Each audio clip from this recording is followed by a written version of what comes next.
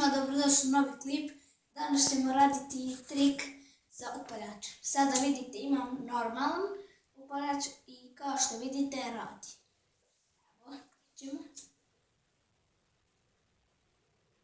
Vidite, vatra mi prolazi kroz prst. Neki bi verovatno rekli nemoguće je to. Evo vidite, sada ću vam se približiti. Vidite? I ništa mi se prstu nije dogodilo. Evo još jedan mam. Evo sad tiš ovaj put.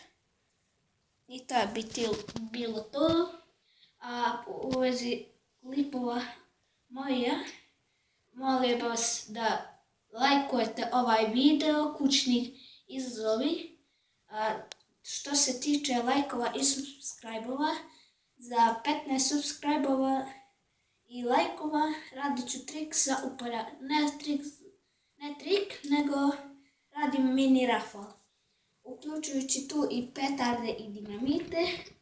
5 petardi Jorge pirotehnika Triple Bang, Silver petarda Minovis pirotehnika i tropucka, nego triangul.